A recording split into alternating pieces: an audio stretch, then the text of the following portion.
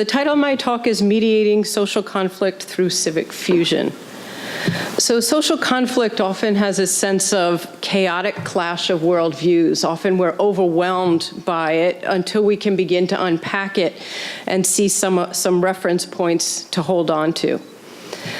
We do see different realities. Sometimes we see different realities because our brains are just wired in a way that causes us to perceive in a certain way.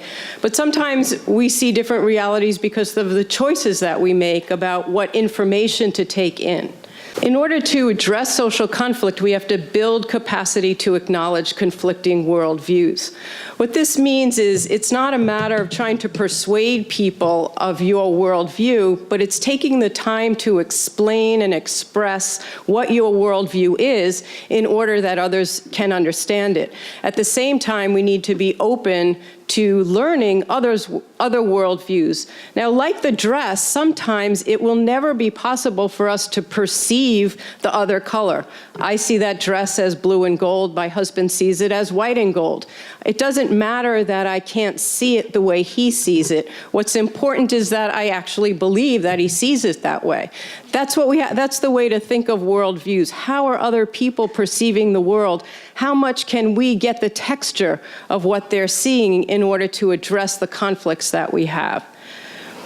With that capacity, we can think about creating civic fusion. This is a term that I coined. It's the title of my book.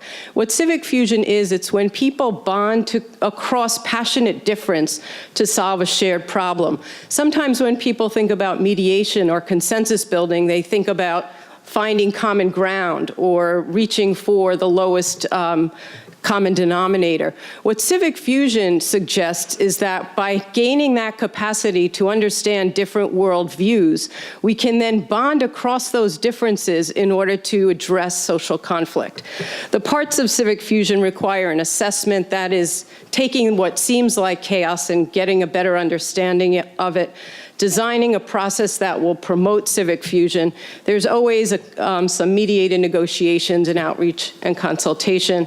And the goal of civic fusion is to create an actionable and sustainable agreement to address the problem that you're trying to solve. Civic fusion process designs are very varied. They need to be rooted in the actual unique characteristics of the conflicts that you're trying to address. And they are the means for communication, the process mechanisms.